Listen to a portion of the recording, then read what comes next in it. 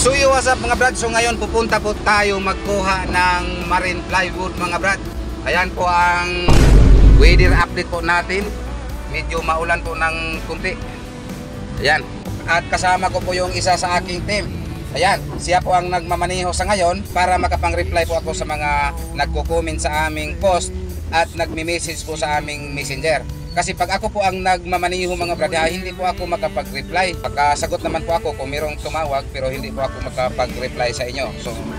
So siya po muna ngayon nagmamaneho para makapag-reply po ako sa mga nag-message at sa mga nag-comment po sa amin. So ngayon pupunta po kami magkuha ng marine. Kasi tapos naman po kami sa Guadalupe yung tinatrabaho namin na lumang bahay. So ngayon pupunta naman po kami magkuha ng marine.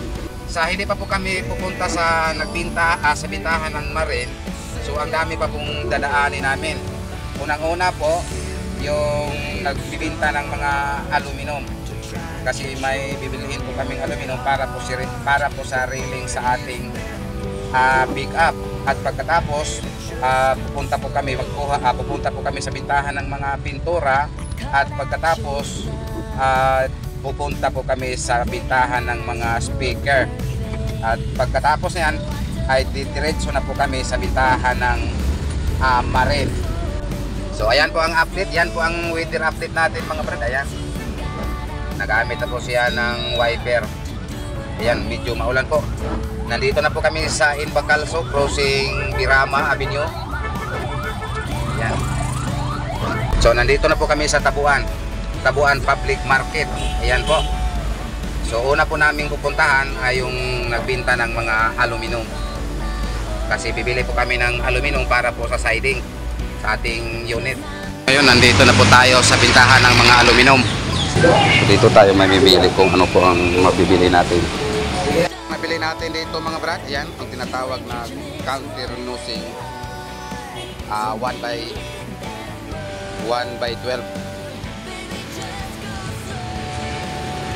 Ikakabit po natin sa siding sa pick up mga brad. So ngayon ang susunod natin ang puntahan ay yung bintahan ng mga pintura. Bibili po tayo ng pintura doon.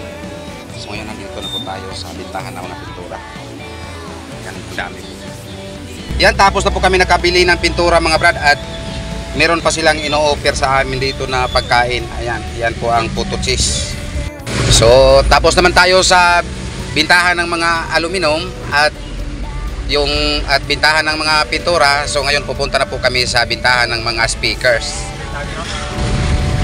So weather update, maulan pa rin. So ngayon pupunta naman po tayo dito sa bintahan ng mga speaker ay yung Advanced Electronic. Yan, papasok na po tayo. So ngayon pupunta naman po kami sa bintahan ng marine mga brad. Tapos naman po kami dito sa downtown area ng Cebu City. So ngayon pupunta na po kami mag-pick up ng marine. Po tayo sa bintahan ng marine. Ayan, yan lang po muna ang marine na ating binili mga brad. Ayan. At ito po ang brand. So ayan lang po muna ang karga natin ngayon mga brad. Ayan. 2 piraso na PE 1250 at 2 Manix D15 at itong 12 marine. So ngayon pabalik na po kami sa aming site at nandito pa po kami sa subway ng Cebu City. Ayan po ang subway. Ngayon malapit na po tayo sa dulo or malapit na po tayo makalabas sa subway. Nakalabas na po tayo sa subway mga brad. Patungan na po tayo sa aming site. Hanggang ngayon ay maulan pa rin. So nandito na po tayo sa ilalim ng CCLEX mga brad. Malapit na po to sa SMC site ng Cebu. Yan po ang CCLEX. Yan. Malapit na po to dito sa SMC site. At magkatapat po yung New Star ng Cebu.